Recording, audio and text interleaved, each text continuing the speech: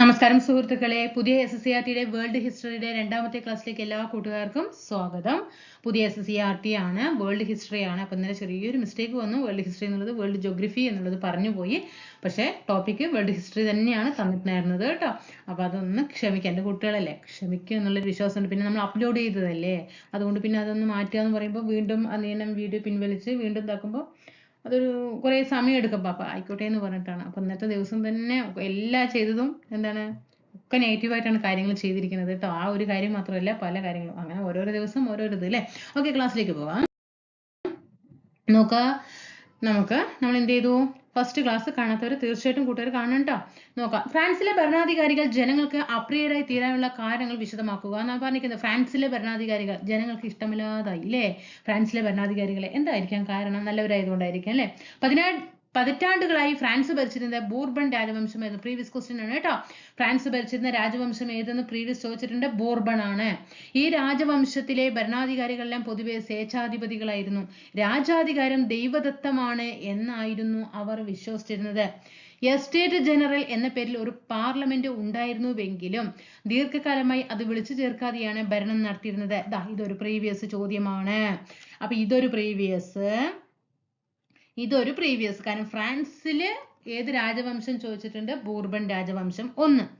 അതേപോലെ ഫ്രാൻസിലെ പാർലമെന്റ് ഏത് പേരിൽ അറിയപ്പെടുന്നു എന്ന് ചോദിച്ചിട്ടുണ്ട്? എസ്റ്റേറ്റ് ജനറൽ എന്ന പേരിൽ അറിയപ്പെടുന്നു. 1614 അവസാനമായിട്ട് പാർലമെന്റിന്റെ യോഗം ചേർന്നത്. ബൂർബൺ രാജാക്കന്മാരിൽ പ്രധാനിയായിരുന്നു ഞാനാണ് രാഷ്ട്രം എന്ന് പ്രഖ്യാപിച്ച ലൂയി 14. പ്രീവിയസ് ക്വസ്റ്റ്യൻ ആണ്. ഞാനാണ് രാഷ്ട്രം എന്ന് പ്രഖ്യാപിച്ച ഫ്രാൻസിലെ ഭരണാധികാരി ആരെന്ന് ചോദിച്ചിട്ടുണ്ട്. കാരണം ലൂയി 14 ഉണ്ട്, 15 ഉണ്ട്, 16 ഉണ്ട്. മനസ്സിലായി. അപ്പൊ ലൂയി 14 ഞാനാണ് രാഷ്ട്രം എന്ന് പ്രഖ്യാപിച്ചത്. ലൂയി 14 തുടർന്ന് അധികാരത്തിൽ വന്ന ലൂയി 15 കാലത്തെ അഴിമതിയും ദൂർത്തും അദ്ദേഹം തുടർച്ചയായി നടത്തിയ യുദ്ധങ്ങളിൽ രാജ്യത്തെയും ജനങ്ങളെയും തന്റെ ദൂർത്തിനായി പണം കണ്ടെത്താൻ അദ്ദേഹം ജനങ്ങളുടെ മേൽ പുതിയ നികുതികൾ അടിച്ചേൽപ്പിച്ചു. ലൂയി 16 പിന്നീട് അധികാരത്തിലെത്തിയത്. ലൂയി 14 വന്നു, ഞാനാണ് രാഷ്ട്രം എന്ന് പ്രഖ്യാപിച്ചു. ലൂയി 15 വന്നു, അതിനേക്കാൾ ദൂർത്ത് കാണിച്ച് വളരെയധികം പ്രശ്നങ്ങൾ അവിടെ ജനങ്ങൾക്ക്, സാധാരണ ജനങ്ങൾക്ക് പ്രശ്നങ്ങൾ ഉണ്ടാക്കി. വീണ്ടും ലൂയി 16 വന്നു, പിന്നീട് അധികാരത്തിലെത്തി. എന്നാൽ അദ്ദേഹം ഭരണകാര്യങ്ങളിൽ മതിയായ താല്പര്യം പ്രകടിപ്പിച്ചിരുന്നില്ല. വിശ്വസ്തരായ മന്ത്രിമാരുടെ കൈകളിൽ രാജ്യം ഭദ്രമാണ് എന്ന വിശ്വാസമായിരുന്നു അദ്ദേഹത്തിനുണ്ടായിരുന്നത്. രാജ്ഞിയായിരുന്ന മേരി ആന്റോയിനെറ്റ് ഭരണകാര്യങ്ങളിൽ തുടർച്ചയായി ഇടപെട്ടു. അപ്പൊ 16 ഭാര്യയാണ് ആര്? മേരി ആന്റോയിനെറ്റ്. അവരാണ് എന്ത് ചെയ്തത്? ഭരണകാര്യങ്ങളിൽ തുടർച്ചയായിട്ട് ഇടപെട്ടിരുന്നത്. പക്ഷെ രാജ്ഞിക്ക് ധാരാളിത്തവും ദൂർത്തും രാജാവ് കണ്ടില്ലെന്ന് നടിച്ചു. ഇത് ജനങ്ങളിൽ അസംതൃപ്തി ഉളവാക്കി.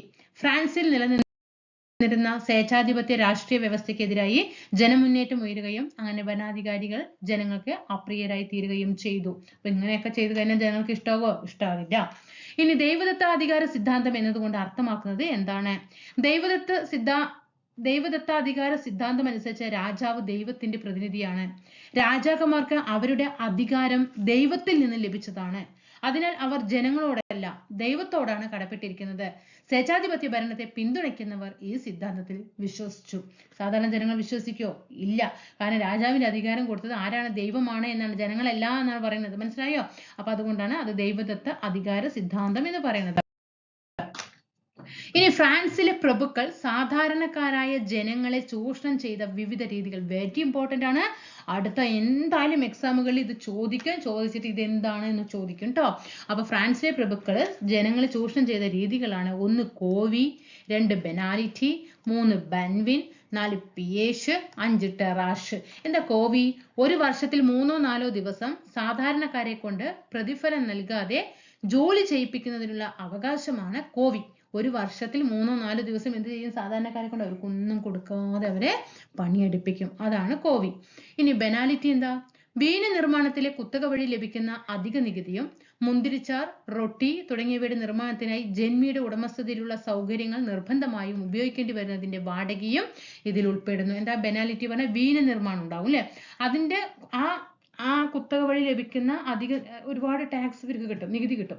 പിന്നെ മുന്തിരിച്ചാറ്, റൊട്ടി തുടങ്ങിയവയുടെ നിർമ്മാണത്തിനായിട്ട് ജന്മിയുടെ ഉടമസ്ഥതയിലുള്ള സൗകര്യങ്ങൾ നിർബന്ധമായും ഉപയോഗിക്കേണ്ടി വരുന്നതിന്റെ വാടകയും ഉൾപ്പെടുന്നതാണ് ബെനാലിറ്റി. ഇനി ബെൻവിൻ തങ്ങളുടെ പ്രദേശത്ത് ഉൽപ്പാദിപ്പിച്ചിരുന്ന വീനിന് മേലുള്ള കുത്തക നികുതി. ഓക്കെ, എന്താ സാധാരണക്കാരായ ജനങ്ങൾ എന്ത് ചെയ്യുന്നുണ്ടാവും? വീൻ ഉൽപ്പാദിപ്പിക്കുന്നുണ്ടാവും. അവർക്ക് ഒരുപാട് ടാക്സ് ഏർപ്പാടാക്കുക, അതാണ് ബെൻവിൻ. പിയേഷ് എന്താ? പാലങ്ങൾ, റോഡുകൾ എന്നിവ മേലുള്ള ചുങ്കമാണ് പിയേഷ്. ടെറാഷോ? വിളവെടുപ്പ് കാലത്ത് കർഷകരിൽ നിന്നും പിരിക്കുന്ന പ്രത്യേക കരമാണ് ടെറാഷ്. ഇനി 18-ാം നൂറ്റാണ്ടിൽ ഫ്രാൻസിൽ നിലനിന്നിരുന്ന സാമൂഹിക അവസ്ഥ എന്താണ്? 18-ാം നൂറ്റാണ്ടിൽ ഫ്രഞ്ച് സമൂഹത്തെ 3 തട്ടുകളായിട്ട് വിഭജിച്ചിട്ടുണ്ടായിരുന്നു. നമുക്കറിയാം 3 തട്ടുകൾ ഏതൊക്കെയെന്നല്ലേ? അതായത് പുരോഹിതർ എന്ന് ഒന്നാമത്തെ തട്ട് പുരോഹിതർ, അത് ഒന്നാമത്തെ എസ്റ്റേറ്റ്. പ്രഭുക്കൾ രണ്ടാമത്തെ എസ്റ്റേറ്റ്, പ്രഭുക്കൾ രണ്ടാമത്തെ എസ്റ്റേറ്റിൽ.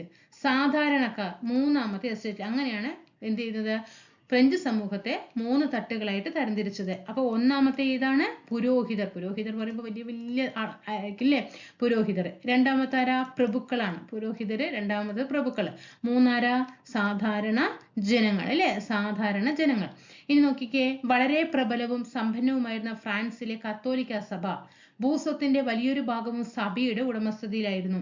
പുരോഹിതരെ എല്ലാത്തരം നികുതികളിൽ നിന്നും ഒഴിവാക്കി. അപ്പൊ ഈ കത്തോലിക്ക സഭയുമായി ബന്ധപ്പെട്ടവരാണ് ആര്? ഈ പുരോഹിതർ എന്ന് പറയുന്ന ഒന്നാം എസ്റ്റേറ്റിൽ ഉള്ളവർ. ഇവർക്ക് ഒരു നികുതിയും കൊടുക്കണ്ട. പുരോഹിതർ ഒന്നാം എസ്റ്റേറ്റിൽ ഉൾപ്പെട്ടു. അവർ സാധാരണ കർഷകരിൽ നിന്നും നോക്കിക്കേ ടെതെ എന്ന നികുതി പിരിച്ചിരുന്നു. ഓക്കെ, ശ്രദ്ധിക്കണേ. ടൈദ് എന്ന നികുതി പിരിച്ചിരുന്നു. വിളവിന്റെ 10% നികുതിയായിട്ട് നൽകേണ്ടിയിരുന്നത്. ഇത് സാധാരണ കർഷകർക്ക് പുരോഹിതരോട് വിരോധം തോന്നാൻ ഇടയ്ക്ക്. അപ്പൊ പുരോഹിതർ കർഷകരിൽ നിന്ന് പിരിച്ച നികുതിയാണ് ഇത് പറയുന്നത്. ഇവിടെ നിന്ന് ശ്രദ്ധിക്കണം. പിന്നെ ഇതുപോലെ ഇത് സാധാരണ കർഷകർക്ക് പുരോഹിതരുടെ വിരോധം തോന്നാൻ ഇടയാക്കി. ഭരണരംഗത്തെ ഉയർന്ന സ്ഥാനങ്ങളും സൈന്യത്തിലെ ഉയർന്ന പദവികളും കൈയടക്കി വെച്ചിരുന്ന പ്രഭുക്കളായിരുന്നു രണ്ടാം എസ്റ്റേറ്റിൽ ഉൾപ്പെട്ടിരുന്നത്. അപ്പൊ ഇവിടെ ശ്രദ്ധിക്കേണ്ടത്, ഇവിടെ നമുക്ക് പഠിക്കേണ്ടത് ഈ കത്തോലിക്ക സഭയിൽ ഉൾപ്പെട്ട വളരെ പ്രബലവും സമ്പന്നവുമായ വിഭാഗമാണ് പുരോഹിതർ. ഓക്കെ, അവര് പിരിച്ച നികുതിയാണ് ടൈദ്. ആരിൽ നിന്നും? സാധാരണക്കാരൻ. ഇനി രണ്ടാമത്തെ വിഭാഗമായ ഈ പ്രഭുക്കൾ എന്ന് പറയുന്നത് എന്താണ്? ഭരണരംഗത്തെ ഉയർന്ന സ്ഥാനങ്ങള്, സൈന്യത്തിലെ ഉയർന്ന പദവി, ഇതൊക്കെ കൈയടക്കി വെച്ചത് പ്രഭുക്കളായിരുന്നു. ഇവർ ഭൂവുടമകൾ കൂടിയായിരുന്നു. ഇവരാരാണ്? ഭൂമിയുടെ ഉടമകൾ കൂടിയായിരുന്നു. ആഡംബര ജീവിതം നയിച്ചിരുന്ന പ്രഭുക്കൾ ജനങ്ങളിൽ നിന്ന് വിവിധ നികുതികൾ പിരിച്ചെടുത്തു. 1749 നിയമം അനുസരിച്ച് എല്ലാ വിഭാഗത്തിൽപ്പെട്ട ജനങ്ങളും തങ്ങളുടെ വരുമാനത്തിന്റെ 1/20 ഭാഗം എന്ത് ചെയ്യുന്നു? സർക്കാരിലേക്ക് നേരിട്ട് നികുതിയായി നൽകണമായിരുന്നു. ഈ നികുതി വോങ്തിയം എന്ന് അറിയപ്പെട്ടിരുന്നു. ഈ നികുതി എന്താണ്? വോങ്തിയം എന്ന് അറിയപ്പെട്ട ചോദ്യങ്ങൾ വരും കേട്ടോ. ചോദ്യങ്ങൾ വരും. വോങ്തിയം എന്ന് അറിയപ്പെട്ടിരുന്നു. പുരോഹിതരും പ്രഭുക്കളും രാജാവിന് ഒരു ചെറിയ തുക മാത്രം നൽകി തന്ത്രപൂർവ്വം നികുതിയിൽ നിന്ന് ഒഴിവാക്കിയിരുന്നു. കാരണം 1/20 ഭാഗം എല്ലാവരും നികുതി കൊടുക്കണം. പക്ഷെ ഈ പുരോഹിതരും പ്രഭുക്കളും എന്ത് ചെയ്തില്ല? ഒരു ചെറിയ തുക മാത്രം നികുതി നൽകിക്കൊണ്ട് തന്ത്രപൂർവ്വം നികുതിയിൽ നിന്ന് ഒഴിവായി. അങ്ങനെ മധ്യവർഗവും തൊഴിലാളികളും കർഷകരും അടങ്ങുന്നതായിരുന്നു ഫ്രാൻസിലെ മൂന്നാമത്തെ എസ്റ്റേറ്റ് എന്ന് പറയുന്നത്. മധ്യവർഗം, തൊഴിലാളികൾ, കർഷകർ, ആ മൂന്നാമത്തെ എസ്റ്റേറ്റ്. ഇവർ കോമൺസ്, അതായത് സാധാരണക്കാർ എന്ന് അറിയപ്പെട്ടു. ജനസംഖ്യയുടെ ഭൂരിഭാഗവും ഉൾക്കൊണ്ടിരുന്ന മൂന്നാമത്തെ എസ്റ്റേറ്റിലെ ഭൂരിഭാഗം ജനങ്ങളും ദാരിദ്ര്യത്തിലായിരുന്നു ജീവിച്ചിരുന്നത്. കാരണം എന്താ? പുരോഹിതരും പ്രഭുക്കളും എല്ലാ അധികാരവും അവിടെ എന്താണ് പിടിച്ചടക്കിക്കൊണ്ടിരിക്കുമ്പോൾ ഇവർക്ക് എങ്ങനെ കിട്ടുക അല്ലേ? തങ്ങൾ ഉൽപ്പാദിപ്പിക്കുന്ന വിളവിന്റെ ഒരു അംശം മാത്രമാണ് കർഷകന് ലഭിച്ചത്. അതായത് മൊത്തം ഉൽപ്പാദിപ്പിച്ച 100% ഉൽപ്പാദിപ്പിച്ച 1% മാത്രമാണ് പാവങ്ങൾക്ക് കിട്ടിയിട്ടുണ്ടായിരുന്നത്. ഇവർ രാജാവിനും പള്ളിക്കും പ്രഭുവിനും വ്യത്യസ്തങ്ങളായ നികുതികൾ നൽകാൻ ബാധ്യസ്ഥരായിരുന്നു. അതിനോടൊപ്പം ആവശ്യമുള്ള സന്ദർഭങ്ങളിൽ സൈനിക സേവനം നടത്തുക, പൊതുനിരത്തുകൾ, ജലമാർഗങ്ങൾ, പാലങ്ങൾ തുടങ്ങിയവയുടെ മരാമത്ത് പണികൾക്ക് സൗജന്യ സേവനം നൽകുക തുടങ്ങിയവ പ്രതിഫലമില്ലാതെ അനേക നിർബന്ധിത സേവനങ്ങളും ഇവർ ചെയ്യേണ്ടി വന്നു. പുരോഹിതർ ഉൾപ്പെടുന്ന ഒന്നാം എസ്റ്റേറ്റും പ്രഭുക്കൾ ഉൾപ്പെടുന്ന രണ്ടാം എസ്റ്റേറ്റും സാധാരണക്കാരായ ജനങ്ങളുടെ ജീവനും സ്വത്തിനും ഭീഷണിയായി മാറുകയും അതുവഴി വലിയ തോതിലുള്ള സാമൂഹ്യ അസമത്വം രൂപപ്പെടുകയും 18-ാം നൂറ്റാണ്ടിൽ ഫ്രഞ്ച് സമൂഹത്തിൽ മധ്യവർഗം ഉയർന്നു വന്നു. ഫ്രാൻസിന്റെ കാർഷിക വ്യാവസായിക രംഗത്തെ ഇക്കാലത്തുണ്ടായ പുരോഗതിയാണ് മധ്യവർഗത്തിന്റെ ഉദയത്തിന് കാരണമായത്. കാർഷിക വ്യാവസായിക രംഗത്തുണ്ടായ വളർച്ചയോടെ പുതിയ നഗരങ്ങൾ ഉയർന്നു വന്നു. നഗരങ്ങളിലെ തൊഴിൽ സാധ്യതകൾ ഉപയോഗപ്പെടുത്തിയവർ സാമ്പത്തിക പുരോഗതി കൈവരിക്കുകയും മധ്യവർഗത്തിന്റെ ഭാഗമാവുകയും ചെയ്തു. ആഭ്യന്തര വാണിജ്യവും കോളനികളുമായുള്ള കച്ചവടവും ഫ്രാൻസിലെ വ്യവസായികളെ സമ്പന്നരാക്കി. പ്രധാനപ്പെട്ട തുറമുഖങ്ങളും പട്ടണങ്ങളും ഈ സമ്പന്നരുടെ നിയന്ത്രണത്തിലായിരുന്നു. മധ്യവർഗത്തിന്റെ ഭാഗമായിരുന്നു. ഇങ്ങനെ രൂപപ്പെട്ട മധ്യവർഗത്തിൽ ഡോക്ടർമാർ, നിയമജ്ഞർ, ബാങ്കർമാർ എന്നിവയും ഉൾപ്പെട്ടു. ഈ മധ്യവർഗവും സാധാരണക്കാരെ പോലെ ഭരണകൂടത്തിനും പ്രഭുക്കൾക്കും നികുതി നൽകണമായിരുന്നു. വിദ്യാഭ്യാസപരമായും സാമ്പത്തികമായും മുൻപന്തിയിലെത്തിയിട്ടും ഭരണത്തിലും സൈന്യത്തിലും അവർക്ക് അർഹിക്കുന്ന പദവിയോ അംഗീകാരമോ ലഭിച്ചിട്ടില്ല. കാരണം ഇവരെന്താ മൂന്നാം എസ്റ്റേറ്റിൽ ഉൾപ്പെട്ടിരുന്നവരാണ്. കടുത്ത അസംതൃപ്തിയോടെയാണ് മധ്യവർഗം കഴിഞ്ഞിരുന്നത്. മധ്യവർഗത്തിന്റെ ഉയർച്ചയും അസംതൃപ്തിയും അവരിൽ ഐക്യവും പോരാട്ടവീര്യവും രൂപപ്പെടുത്തി. അപ്പൊ അവിടെ പഠിക്കേണ്ടത് നമ്മൾ പുരോഹിതര്, പ്രഭുക്കള്, സാധാരണ ജനങ്ങൾ. ഒന്നാം എസ്റ്റേറ്റ്, രണ്ടാം എസ്റ്റേറ്റ് ചോദ്യങ്ങളാണ്. ഒന്നാം എസ്റ്റേറ്റിൽ ഉൾപ്പെടുന്നവർ ആരെന്ന് ചോദിച്ചിട്ടുണ്ട്? പുരോഹിതരാണ്. രണ്ടാമത്തേല് പ്രഭുക്കളാണ്. മൂന്നാമത്തേല് മധ്യവർഗങ്ങളും സാധാരണ ജനങ്ങളും കർഷകരുമാണ്. പുരോഹിതർ ഏർപ്പെടുത്തിയ നികുതിയാണ് ടൈത് എന്ന് പറയുന്നത്. അതേപോലെ തന്നെ പ്രഭുക്കൾ എടുത്ത നികുതിയാണ് വോങ്തിയേം എന്നറിയപ്പെടുന്നത്. അതൊക്കെ പഠിച്ചു വെക്കണം കേട്ടോ. ഇനി രാജാവ് എന്ന് പറഞ്ഞാൽ ദൈവദത്ത അവകാശം. രാജാവ് ദൈവത്തിന്റെ പ്രതിനിധി, അധികാരം ദൈവത്തിൽ നിന്ന് ലഭിച്ചു, അതാണ് രാജാവ് എന്ന് പറഞ്ഞാൽ. പുരോഹിതർ എന്ന് പറഞ്ഞാൽ ഒന്നാം എസ്റ്റേറ്റിൽ ഉൾപ്പെട്ടിരുന്നു, എല്ലാത്തരം നികുതികളിൽ നിന്നും ഒഴിവാക്കി. പ്രഭുക്കൾ എന്ന് പറഞ്ഞാൽ രണ്ടാം എസ്റ്റേറ്റിൽ ഉൾപ്പെട്ടു, ഭരണരംഗത്തെ ഉയർന്ന സ്ഥാനങ്ങളും സൈന്യത്തിലെ ഉയർന്ന പദവികളും കൈയടക്കി വന്നു. ഇനി സാധാരണക്കാർ എന്ന് പറയുമ്പോൾ മൂന്നാം എസ്റ്റേറ്റിൽ ഉൾപ്പെട്ടു. മധ്യവർഗവും തൊഴിലാളികളും കർഷകരും ഈ വിഭാഗത്തിൽ ഉൾപ്പെടുന്നു. ഭൂരിഭാഗം ജനങ്ങളും ദാരിദ്ര്യത്തിൽ ജീവിച്ചിരുന്നു. ഇനി മധ്യവർഗം എന്ന് പറഞ്ഞാൽ 18ാം നൂറ്റാണ്ടിൽ ഫ്രഞ്ച് സമൂഹത്തിൽ രൂപപ്പെട്ടു. നഗരങ്ങളിലെ തൊഴിൽ സാധ്യതകൾ ഉപയോഗപ്പെടുത്തി സാമ്പത്തിക പുരോഗതി കൈവരിച്ച വിഭാഗം ഡോക്ടർമാർ, നിയമജ്ഞർ, ബാങ്കർമാർ എന്നിവരും മധ്യവർഗത്തിൽ ഉൾപ്പെട്ടിരുന്നു. ഇനി ഫ്രാൻസിൽ 18ാം നൂറ്റാണ്ടിൽ സാമ്പത്തിക പ്രതിസന്ധി വന്നു. അതിനുള്ള കാരണങ്ങൾ എന്തൊക്കെയാണെന്ന് ചോദിച്ചത്. 1770കളിൽ ഫ്രാൻസിലെ കാർഷിക രംഗം കടുത്ത പ്രതിസന്ധി നേരിട്ടു. ഉൽപാദനത്തിലെ കുറവായിരുന്നു അതിന് കാരണമായത്. ഇത് ധാന്യങ്ങളുടെയും റൊട്ടിയുടെയും വില വർധനവിന് കാരണമായി. 1730നും 1789നും ഇടയിലുള്ള കാലത്ത് ധാന്യങ്ങളുടെ വിലയിൽ 60% വർധനവ് ഉണ്ടായി. എന്നാൽ തൊഴിലാളികളുടെ കൂലിയിലെ വർധനവ് 22% മാത്രമായിരുന്നു. ധാന്യങ്ങളുടെ വിലയിൽ 60% വർദ്ധിച്ചു, പക്ഷെ അവർക്കുള്ള കൂലിയിൽ എന്തില്ല, വർധനവ് 22% മാത്രമായിരുന്നു. തീറ്റപ്പുല്ലിനുണ്ടായ കടുത്ത ക്ഷാമം കന്നുകാലി സമ്പത്തിൽ വലിയ കുറവുണ്ടാക്കി. ജനസംഖ്യയുടെ 1/3 ഭാഗത്തെ ഈ പ്രശ്നം പ്രതികൂലമായി ബാധിച്ചു. ബ്രിട്ടനുമായി ഫ്രാൻസ് ഒപ്പുവെച്ച കച്ചവട കരാർ പ്രകാരം ആരൊക്കെയാണ്? ബ്രിട്ടനും അതുപോലെ തന്നെ ഫ്രാൻസും തമ്മിൽ ഒരു കച്ചവട കരാർ ഒപ്പിട്ടിട്ടുണ്ടായിരുന്നു. അതുപ്രകാരം എന്താണ്? ബ്രിട്ടീഷ് ഉൽപ്പന്നങ്ങളുടെ മേലുള്ള ഇറക്കുമതി തീരുവയിൽ വലിയ കുറവുണ്ടായി. അപ്പൊ ബ്രിട്ടീഷ് ഉൽപ്പന്നങ്ങൾ ഫ്രാൻസിൽ ഇറക്കുമതി ചെയ്യുന്ന സമയത്ത് എന്തുണ്ടായിരുന്നില്ല? ടാക്സ് കുറച്ചേ കിട്ടിയിട്ടുണ്ടായിരുന്നുള്ളൂ. ഇമ്പോർട്ട് ചെയ്യുന്ന സമയത്ത് ബ്രിട്ടീഷുകാരുടെ മേൽ കൂടുതൽ ടാക്സ് ഏർപ്പെടുത്താനൊന്നും ഫ്രാൻസിന് കഴിഞ്ഞില്ല. ഇതോടെ ഫ്രഞ്ച് വിപണിയിൽ ബ്രിട്ടീഷ് ഉൽപ്പന്നങ്ങൾ വന്നു നിറയുകയും ഫ്രാൻസിലെ കരകൗശ തൊഴിലാളികൾ തൊഴിൽ രഹിതരാവുകയും ചെയ്തു. കാരണം ബ്രിട്ടീഷ് ഉൽപ്പന്നങ്ങൾ എല്ലാം ഫ്രാൻസിലെത്തി. അപ്പൊ അവിടെയുള്ള സാധാരണ ജനങ്ങൾക്ക് എന്തുണ്ടായിരുന്നില്ല? തൊഴില് ഉണ്ടായിരുന്നില്ല. ഇനി നോക്കിക്കേ, തത്വചിന്തകരായ റൂസോയും വോൾട്ടയറും മോണ്ടസ്ക്യൂവിനെ കുറിച്ചിട്ട് നോക്കാം. വോൾട്ടയർ എന്ന് പറയുമ്പോൾ അദ്ദേഹം തത്വചിന്തകനാണ്. ഓൾ പ്രീവിയസ് ക്വസ്റ്റ്യൻസ് ആണ് കേട്ടോ ഇതില്. തത്വചിന്തകനാണ്, ചരിത്രകാരനാണ്, ആക്ഷേപഹാസ്യകാരനാണ്. തന്റെ ലേഖനങ്ങളിലൂടെ പുരോഹിതരെ നിരന്തരം വിമർശിച്ചത്. തന്റെ നിലപാടുകളും രചനകളും മൂലം ഫ്രാൻസിൽ നിന്നും പുറത്താക്കപ്പെട്ടത് ആരാണ്?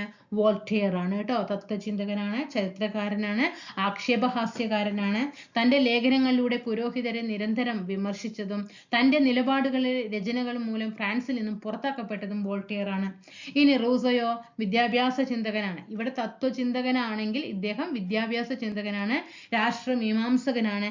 അദ്ദേഹത്തിന്റെ കൃതിയായ സാമൂഹ്യ ഉടമ്പടി, സോഷ്യൽ കോൺട്രാക്ട്, സാമൂഹ്യ ഉടമ്പടി ഇങ്ങനെയും ചോദിച്ചിട്ടുണ്ട് കേട്ടോ. മലയാളത്തിൽ തന്നെ ചോദിച്ചിട്ടുണ്ട്. സാമൂഹ്യ ഉടമ്പടി ആരുടെയെന്ന് ചോദിച്ചിട്ടുണ്ട്. അല്ലെങ്കിൽ കൂടുതലായിട്ടും വരുന്നത് ഏതാണ്? സോഷ്യൽ കോൺട്രാക്ട് ആണ്. സോഷ്യൽ കോൺട്രാക്ട്, സാമൂഹ്യ ഉടമ്പടി ആരുടേതാണ്? റൂസോന്റേതാണ്. അതിൽ വ്യക്തിയും രാഷ്ട്രവും തമ്മിലുള്ള ബന്ധത്തെ നിർവചിച്ചു. നല്ല നിയമം നല്ല പൗരരെ സൃഷ്ടിക്കുന്നു എന്ന് വാദിച്ചു. ചിലപ്പോൾ ചോദ്യങ്ങൾ വരും. നല്ല നിയമം നല്ല പൗരരെ സൃഷ്ടിച്ചു എന്ന് വാദിച്ച ഫ്രഞ്ച് തത്വചിന്തകൻ ആരെ എന്ന് ചോദിച്ചാൽ ആരാണ്? റൂസോയാണ്. അദ്ദേഹത്തിന്റെ ആശയങ്ങൾ പ്രകൃതിവാദത്തെ അടിസ്ഥാനമാക്കിയിട്ട് ഉള്ളതായിരുന്നു. അടുത്ത നോക്കിക്കേ, മോണ്ടസ്ക്യൂ ക്രൈസ്തവ സഭയുടെ ദൂഷ്യങ്ങളെയും രാഷ്ട്രത്തിന്റെ സ്വേച്ഛാധിപത്യത്തെയും വിമർശിച്ചു. ഗവൺമെന്റിന്റെ അധികാരത്തെ, ചോദ്യമാണ് പഠിച്ചു വെക്കണേ, പഠിച്ചു വെക്കണേ. ഗവൺമെന്റിന്റെ അധികാരത്തെ നിയമനിർമ്മാണമെന്നും ഭരണനിർവഹണമെന്നും നീതിന്യായം എന്നിങ്ങനെ തിരിച്ചത് ആരാണ്? മോണ്ടസ്ക്യൂ ആണ്. നിയമത്തിന്റെ ആത്മാവ് എന്ന ഗ്രന്ഥം ഗവൺമെന്റിന്റെ തത്വങ്ങളും നിയമത്തിന്റെയും ഭരണഘടനയുടെയും പരിണാമവും വിശകലനം ചെയ്തു. ഓക്കെ, നിയമത്തിന്റെ ആത്മാവ് എന്ന ഗ്രന്ഥം ഗവൺമെന്റിന്റെ തത്വങ്ങളും നിയമത്തിന്റെ ഭരണഘടനയുടെയും പരിണാമവും വിശകലനം ചെയ്തു. എസ്റ്റേറ്റ് ജനറൽ ഫ്രഞ്ച് സമൂഹത്തിന്റെ പരിച്ഛേദമായിരുന്നു. അത് എന്താ കാരണം? ഫ്രാൻസ് അഭിമുഖീകരിച്ച കടുത്ത സാമ്പത്തിക പ്രതിസന്ധി തരണം ചെയ്യാൻ പുതിയ നികുതികൾ ചുമത്തേണ്ടി വന്നു. ഈ സാഹചര്യത്തിലാണ് ഞാൻ പഠിക്കേണ്ട ഭാഗം എത്തുമ്പോൾ സ്ട്രെസ് ചെയ്ത് പറഞ്ഞുതരാം കേട്ടോ. ബാക്കിയൊക്കെ മനസ്സിലാക്കി വെക്കണം ഓരോ വരികൾ. കാരണം എങ്ങനെ PSC സ്റ്റേറ്റ്മെന്റ് ചോദിക്കുന്നുള്ളത് നമുക്ക് പറയാനേ കഴിയില്ല. കാരണം ഇനി പോകെ ക്വസ്റ്റ്യൻ പേപ്പറൊക്കെ നല്ല ടഫാകും, ശ്രദ്ധിച്ചോളണം കേട്ടോ. ഈ സാഹചര്യത്തിലാണ് 175 വർഷങ്ങൾക്ക് ശേഷം ഫ്രഞ്ച് പാർലമെന്റ് ഏതാണ്?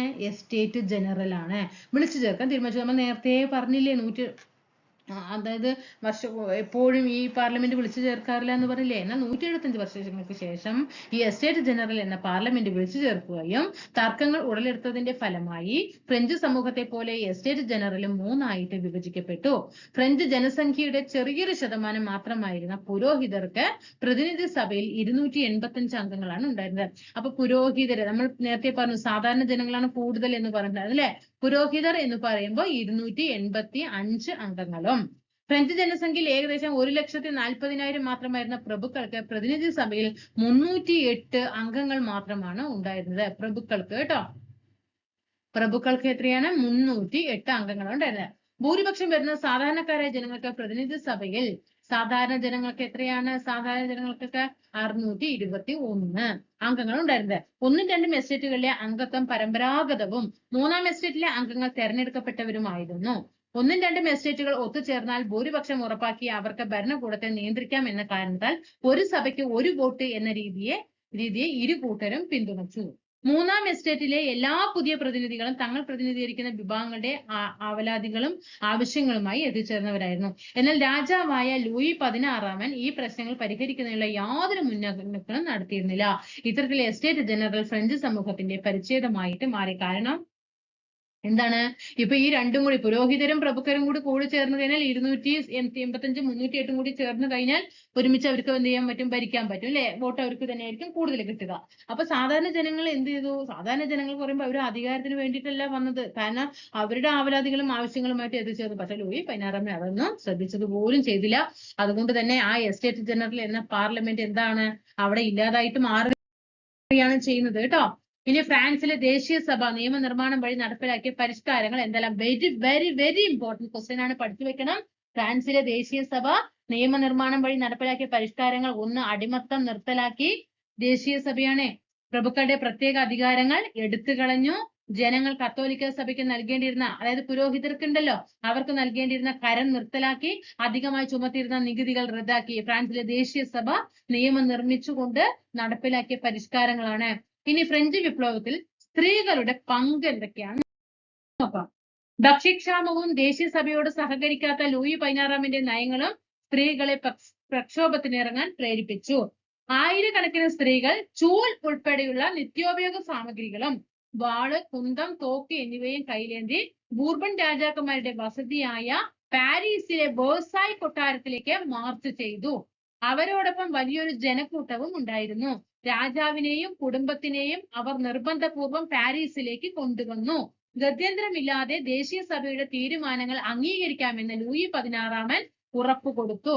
ഫ്രാൻസിലെ പ്രശസ്ത നാടകകൃത്തും പൊതുപ്രവർത്തകരുമായിരുന്ന ഒളിമ്പ് ദേ ഗൂഷ് വിപ്ലവകാലത്ത് സ്ത്രീകളുടെ അവകാശങ്ങൾക്ക് വേണ്ടി വാദിച്ചു. അപ്പൊ ഫ്രാൻസിലെ പ്രശസ്ത നാടകകൃത്തായ ഒളിമ്പ് ദേ ഗൂഷ് ആണ് സ്ത്രീകളുടെ അവകാശങ്ങൾക്ക് വേണ്ടിയിട്ട് വാദിച്ചത്.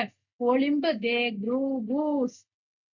സ്ത്രീയുടെയും സ്ത്രീ പൗരരുടെയും അവകാശ പ്രഖ്യാപനം, declaration of the rights of woman and of the female citizen എന്ന പ്രസിദ്ധ ഗ്രന്ഥത്തിൽ പുരുഷന്മാർക്ക് ലഭിച്ച അവകാശങ്ങൾ സ്ത്രീകൾക്ക് ലഭിക്കണമെന്ന് അവർ ആവശ്യപ്പെട്ടു. സ്ത്രീകൾക്കും പുരുഷന്മാർക്കും തുല്യ അധികാരവും അവകാശങ്ങളുമുള്ള സാമൂഹിക ഘടനയ്ക്ക് വേണ്ടി അവർ നിലകൊണ്ടു. സ്ത്രീ സമത്വത്തിന് വേണ്ടി വാദിച്ച മറ്റൊരു വനിതയായിരുന്നു മാഡം യാങ് റോളണ്ട് എന്ന് പറയുന്നത്. സ്ത്രീ സമത്വത്തിന് വേണ്ടി വാദിച്ചത് മാഡം യാങ് റോളണ്ട് എന്ന് പറഞ്ഞ സ്വത്തിന്മേലുള്ള അവകാശം, വിവാഹമോചനം നേടുന്നതിനുള്ള അവകാശം എന്നിവ സ്ത്രീകളുടെ ഈ അവകാശ സമരത്തിലൂടെ ഉണ്ടായ നേട്ടങ്ങളുണ്ടായി. 1789 നടന്ന ഫ്രഞ്ച് മനുഷ്യാവകാശ പ്രഖ്യാപനത്തിന്റെ പ്രധാനപ്പെട്ട ആശയങ്ങൾ എന്തെല്ലാം? വെരി ഇമ്പോർട്ടന്റ് ആണ്, പഠിച്ചു വെക്കണം. അപ്പൊ ഫ്രഞ്ച് മനുഷ്യാവകാശ പ്രഖ്യാപനം 1789 7, 8, 9. എന്താണ് മനുഷ്യാവകാശ പ്രഖ്യാപനത്തിന്റെ ആശയങ്ങൾ? സ്വതന്ത്രനായി ജനിക്കുന്ന മനുഷ്യൻ തുല്യ അവകാശങ്ങളോടെ സ്വതന്ത്രനായി ജനിക്കുന്നു. അതായത് മനുഷ്യൻ സ്വതന്ത്രമായിട്ട് ജനിക്കുന്നത്. അപ്പൊ അവർക്ക് എന്ത് ചെയ്യണം? എല്ലാവർക്കും തുല്യ അവകാശങ്ങൾ കിട്ടിയിരിക്കണം. എല്ലാ രാഷ്ട്രീയ കൂട്ടായ്മകളുടെയും ലക്ഷ്യം മനുഷ്യന്റെ സ്വാഭാവികവും അവിഭാജ്യവുമായ അവകാശങ്ങൾ സംരക്ഷിക്കുക എന്നതാണ്. അവ സ്വാതന്ത്ര്യം, സ്വത്ത്, സുരക്ഷിതത്വം, അടിച്ചമർത്തലുകളെ ചെറുക്കൽ എന്നിവയ്ക്കുള്ള അവകാശമാണ്. എല്ലാ പരമാധികാരവും രാഷ്ട്രത്തിൽ കുടികൊള്ളുന്നു. മറ്റുള്ളവർക്ക് ഹാനികരമല്ലാത്ത പ്രവർത്തനങ്ങൾ നടത്താനുള്ള അധികാരമാണ് സ്വാതന്ത്ര്യത്തിൽ ഉൾപ്പെടുന്നത്. സമൂഹത്തിന് ഹാനികരമാകുന്ന പ്രവർത്തനങ്ങളെ വിലക്കാനുള്ള അവകാശം മാത്രമേ നിയമത്തിന് ഉള്ളൂ. ഈ ഫ്രഞ്ച് ദേശീയ സഭ ഫ്രാൻസിന്റെ സാമൂഹ്യ, സാമ്പത്തിക, രാഷ്ട്രീയ രംഗത്ത് നടപ്പിലാക്കിയ പരിഷ്കരണങ്ങൾ എന്തെല്ലാമാണ്? പഠിക്കണം. രാജ്യത്താകമാനം ഏകീകൃത ഭരണഘടന നടപ്പിലാക്കി. ചോദ്യം വരും. ഫ്രഞ്ച് ദേശീയ സഭ ഫ്രാൻസിന്റെ സാമൂഹ്യ, സാമ്പത്തിക, രാഷ്ട്രീയ രംഗത്ത് നടപ്പിലാക്കിയ പരിഷ്കരണങ്ങളിൽ താഴെ തന്നിട്ടുള്ളത് ശരിയായ പ്രസ്താവനകൾ ഏത് അല്ലെങ്കിൽ തെറ്റായ പ്രസ്താവനകൾ ഏത് എന്ന് ചോദ്യം വരും. രാജ്യത്താകമാനം ഏകീകൃത ഭരണഘടന നടപ്പിലാക്കി. അസൈനാറ്റ് എന്ന പേരിൽ ഒരു പുതിയ കടലാസ് കറൻസി പുറത്തിറക്കി. അസൈനാറ്റ്, ചിലപ്പോൾ അങ്ങനെയും ചോദ്യം വരാം. ഫ്രഞ്ച് ദേശീയ സഭ പുറത്തിറക്കിയ കടലാസ് കറൻസി ഏത് എന്ന് ചോദിച്ച് താഴെ ഓരോരോ ഓപ്ഷൻ തരും. അല്ലെങ്കിൽ ചിലപ്പോൾ വേറെ തരാം. അസൈനാറ്റ് എന്ന പേരിൽ പുതിയ കടലാസ് കറൻസി പുറത്തിറക്കിയത് ഏതാണ്, ആരാന്ന് ചോദിക്കാം. അപ്പൊ ഫ്രഞ്ച് തരും, അമേരിക്ക തരും, ചൈന തരും. മനസ്സിലായി? അങ്ങനെ വരും കേട്ടോ. അസൈനാറ്റ് എന്ന പേരിൽ പുതിയ കടലാസ് കറൻസി പുറത്തിറക്കി. മതമേധാവികളുടെ നിയന്ത്രണത്തിലായിരുന്ന സ്വത്തുക്കൾ കണ്ടുകെട്ടി. പൂർണ്ണമായ മതസഹിഷ്ണുത പ്രഖ്യാപിച്ചു. പുരോഹിതർ ഗവൺമെന്റിന്റെ ശമ്പളം പറ്റുന്നവരായിട്ട് മാറി. ഇനി ഫ്രഞ്ച് വിപ്ലവവുമായിട്ട് ബന്ധപ്പെട്ട കലണ്ടർ ഇവിടെ കൊടുത്തിട്ടുണ്ട്. നോക്കിക്കേ വിപ്ലവ കലണ്ടർ. ഫ്രാൻസിൽ നിലവിലുണ്ടായിരുന്ന ഗ്രിഗോറിയൻ കലണ്ടറിന് പകരമായി 1793 ഒക്ടോബറിൽ നിലവിൽ വന്ന കലണ്ടറാണ് വിപ്ലവ കലണ്ടർ. അപ്പൊ വിപ്ലവ കലണ്ടർ പുറത്തിറക്കിയ വർഷം 1793. ഗ്രിഗോറിയൻ കലണ്ടറിന് പകരമായിട്ടാണ് വിപ്ലവ കലണ്ടർ വന്നത്. വിപ്ലവ കലണ്ടർ എന്ന പേരിൽ പ്രശസ്തമായ ഈ കലണ്ടർ തുടങ്ങുന്നത് ഫ്രാൻസ് റിപ്പബ്ലിക്കായിട്ട് മാറിയ അപ്പൊ ഫ്രാൻസ് റിപ്പബ്ലിക്കായിട്ട് മാറിയ വർഷം പഠിക്കണേ. ഫ്രാൻസ് റിപ്പബ്ലിക്കായിട്ട് മാറിയത് 1792 സെപ്റ്റംബർ മാസം 22. 1792. ഒരേ 2 അല്ലെ? 1792 സെപ്റ്റംബർ 22 ഈ കലണ്ടറിൽ 7 ദിവസങ്ങളുള്ള ആഴ്ചകൾക്ക് പകരം 10 ദിവസങ്ങൾ വീതമുള്ള 3 ദശകങ്ങളാണ് ഉണ്ടായിരുന്നത്. ഈ കലണ്ടർ പൂർണ്ണമായും ഒരു മതേതര കലണ്ടർ ആയിരുന്നു. വിപ്ലവത്തിന്റെ 12ാം വർഷം വരെ 1801 വരെ ഈ കലണ്ടറാണ് ഫ്രാൻസിൽ പ്രചാരത്തിൽ ഉണ്ടായിരുന്നത്. ഇനി ഫ്രഞ്ച് വിപ്ലവകാലത്ത് ഉപയോഗിക്കപ്പെട്ട ഒരു പിക്ചർ ഇവിടെ തന്നിട്ടുണ്ട്. അതിന്റെ പേരാണ് ഗില്ലറ്റിൻ എന്ന് പറയുന്നത്. അപ്പൊ നേരത്തെ വിപ്ലവ കലണ്ടർ പഠിച്ചു. ഇനി ഫ്രഞ്ചുകാരുടെ ഗില്ലറ്റിൻ എന്താന്ന് നോക്കാം. ഫ്രഞ്ച് വിപ്ലവകാലത്ത് കൂടുതൽ പേരെ പെട്ടെന്ന് ശിരച്ഛേദം, അതായത് ശരീരഭാഗത്തിനെ പെട്ടെന്ന് മുറിച്ചു മാറ്റാൻ വധിക്കുന്നതിന് വേണ്ടി ഉപയോഗിച്ച ഭയാനകമായ ഉപകരണമാണ് ഗില്ലറ്റിൻ. ഈ ആശയം നിർദ്ദേശിച്ച ഡോക്ടർ ജോസഫ് ഇഗ്നാസ് ഗിലോട്ടിന്റെ പേരിലാണ് ഇത് അറിയപ്പെടുന്നത്. ആരാണ് ഗില്ലറ്റിൻ എന്ന ഉപയോഗിക്കാൻ ആശയം നിർദ്ദേശിച്ചത്? Joseph Ignace Guillotin. ലൂയി 16ാമൻ രാജാവിനെയും മേരി ആന്റോയിനറ്റ് രാജ്ഞിയെയും ഗില്ലറ്റിൻ ഉപയോഗിച്ചാണ് വധിച്ചത്. നന്നായത് അല്ലെ? കാരണം അത്ര നല്ലവരായിരുന്നു അല്ലോ അല്ലെ? 16ാമൻ രാജാവിനെയും മേരി ആന്റോയിനറ്റ് രാജ്ഞിയെയും ഗില്ലറ്റിൻ ഉപയോഗിച്ചിട്ടാണ് വധിച്ചത്. ഭീകരവാഴ്ചയുടെ കാലത്ത് വിപ്ലവ നേതാവായിരുന്ന റോബിസ്പിയറിനെയും ഗില്ലറ്റിന് വിധേയമാക്കി. റോബിസ്പിയർ ഒക്കെ പ്രീവിയസ് ചോദ്യമാണ് കേട്ടോ. ഭീകരവാഴ്ചയുടെ കാലത്ത് വിപ്ലവ നേതാവ് റോബിസ്പിയറിനെയും ഗില്ലറ്റിന് വിധേയമാക്കി. ഇനി ഫ്രഞ്ച് വിപ്ലവത്തിന്റെ അനന്തര ഫലങ്ങൾ എന്തൊക്കെയാണ് പഠിക്കണം. ഫ്രഞ്ച് വിപ്ലവത്തിന്റെ ഏറ്റവും പ്രകടമായ ഫലം ഫ്രാൻസിലെ ഫ്യൂഡലിസത്തിന്റെ തകർച്ചയാണ്. പഴയ ഭരണത്തിൽ ഉണ്ടായിരുന്ന നിയമങ്ങൾ വിപ്ലവത്തോടെ ഇല്ലാതായി. സഭയുടെ കൈവശം ഉണ്ടായിരുന്ന ഭൂമി ഇടത്തരക്കാരുടെ കൈവശമായി തീർന്നു. കാരണം അന്ന് പുരോഹിതരും പ്രഭുക്കരും ഒക്കെയാണ് കൈവശം വെച്ചിട്ടുണ്ടായിരുന്നത് അല്ലെ? അതേപോലെ തന്നെ ഈ ഫ്രഞ്ച് വിപ്ലവം കൊണ്ട് ആ ഫ്യൂഡലിസം ഒക്കെ തകർന്നു. അതേപോലെ സഭയുടെ പുരോഹിതന്മാരുടെ കൈവശമൊക്കെ ഉണ്ടായിരുന്ന ഒരുപാട് ഭൂമിയൊക്കെ അവരുടെ പേരിലായിരുന്നല്ലോ. അതൊക്കെ ഇടത്തരക്കാരുടെ കൈവശമായി തീർന്നു. പ്രഭുക്കളുടെ ഭൂമി കണ്ടുകെട്ടി. അവർക്കുണ്ടായിരുന്ന എല്ലാതരം ആനുകൂല്യങ്ങളും നിർത്തലാക്കി. ഏകീകൃത അളവ് തൂക്ക സമ്പ്രദായം, അതായത് മെട്രിക് സമ്പ്രദായം നടപ്പിലാക്കിയതോടുകൂടി അളവ് തൂക്കങ്ങളിലെ കൃത്യതയില്ലായ്മ അവസാനിപ്പിച്ചു. ആധുനിക ദേശീയത എന്ന ആശയം ഫ്രഞ്ച് വിപ്ലവത്തിന്റെ സംഭാവനയാണ്. പ്രീവിയസ് ചോദ്യമാണ് കേട്ടോ. പ്രീവിയസ് ചോദ്യമാണ്. ആധുനിക ദേശീയത എന്ന ആശയം ഏത് വിപ്ലവത്തിന്റെ സംഭാവനയാണെന്ന് ചോദിച്ചിട്ടുണ്ട്. ഫ്രഞ്ച് വിപ്ലവത്തിന്റെ സംഭാവനയാണ്. ഒരു രാജ്യത്തിന്റെ നിലനിൽപ്പ് രാജവംശത്തിലൂടെ അല്ലാതെ ദേശീയ സ്വഭാവത്തിലൂടെ പ്രകടമാകാൻ തുടങ്ങിയത് ഫ്രഞ്ച് വിപ്ലവം മുതലാണ്. രാഷ്ട്രം എന്ന സങ്കല്പം അതിന്റെ പൂർണ്ണമായ അർത്ഥത്തിൽ നിലവിൽ വന്നതും ഫ്രഞ്ച് വിപ്ലവത്തിന് ശേഷമാണ്. അപ്പൊ രാഷ്ട്രം എന്ന ആശയം വന്നതും ഏതാണ്? ഫ്രഞ്ച് വിപ്ലവത്തിന് ശേഷമാണ്. ഫ്രാൻസ് എന്നത് ഒരു ഭൂപ്രദേശം മാത്രമല്ല, ഫ്രഞ്ച് ജനത ഒന്നാക്കിയാണ് എന്ന ആശയം ഇതോടെ പ്രഖ്യാപിക്കപ്പെട്ടു. ദേശീയതയ്ക്കൊപ്പം വളർന്നു വന്ന മറ്റൊരു ആശയമാണ് ജനാധിപത്യ ഭരണക്രമം. ജനങ്ങളുടെ പരമാധികാരം എന്ന റൂസോയുടെ ആശയത്തെ അടിസ്ഥാനമാക്കിയിട്ടുള്ള ജനായുത്ത ഭരണത്തിന് അടിത്തറയിട്ടതും ഫ്രഞ്ച് വിപ്ലവത്തിന് ശേഷമാണ്. അപ്പൊ ജനങ്ങൾക്ക് പരമമായ അധികാരം എന്ന ആശയം കൊണ്ടുവന്നത് ആരാണ്? റൂസോയാണ്. അതിന് തുടക്കം കുറിച്ചു.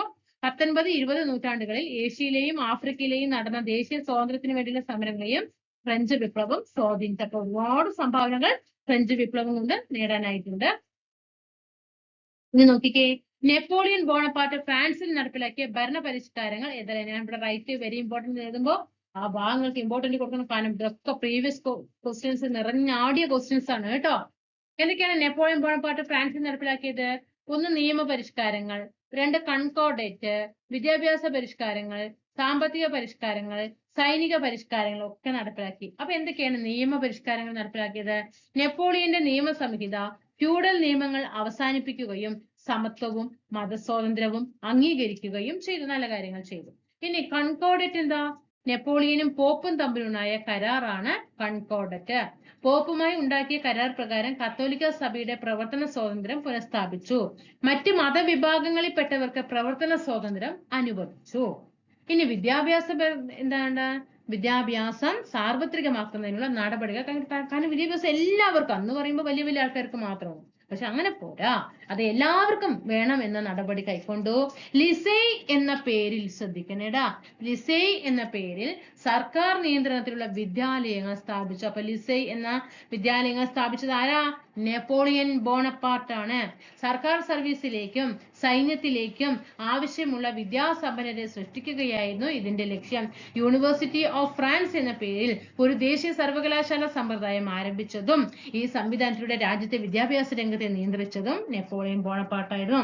ഇനി സാമ്പത്തിക പരിഷ്കാരങ്ങൾ എന്താ? ബാങ്ക് ഓഫ് ഫ്രാൻസ് സ്ഥാപിച്ചു. ഏകീകൃത കറൻസി സംവിധാനം നടപ്പിലാക്കി. ഇനി സൈനിക പരിഷ്കാരങ്ങൾ, സൈന്യത്തെ പല ബറ്റാലിയനുകളാക്കി പുനഃസംഘടിപ്പിച്ചു. ഇനി കോണ്ടിനെന്റൽ വ്യവസ്ഥ എന്നാൽ എന്താണ്? കോണ്ടിനെന്റൽ നെപ്പോളിയന്റെ മുഖ്യ ശത്രു ആരാ? ബ്രിട്ടനാണ്. മികച്ച നാവിക ശക്തിയായ ബ്രിട്ടനെ നേരിട്ട് കീഴടക്കാൻ സാധ്യമല്ല എന്നറിയാമായിരുന്ന നെപ്പോളിയൻ ബ്രിട്ടനെ സാമ്പത്തികമായിട്ട് തകർക്കാൻ തീരുമാനിച്ചു. കാരണം ആള് ബുദ്ധിമാനാണ് അല്ലേ? കാരണം നേരിട്ട് ചെന്ന് കഴിഞ്ഞാൽ, കാരണം നല്ലൊരു നാവിക ശക്തി ആർക്കുണ്ട്? ബ്രിട്ടനുണ്ട്. അപ്പോ അവരെ നേരിട്ട് പോയിട്ട് കീഴടക്കാനൊന്നും സാധ്യമല്ല എന്നുള്ളത് ആർക്ക് മനസ്സിലായി? നെപ്പോളിയന് മനസ്സിലായപ്പോ അപ്പൊ അവരുടെ സാമ്പത്തിക ശക്തിയെ തകർക്കാൻ തീരുമാനിച്ചു.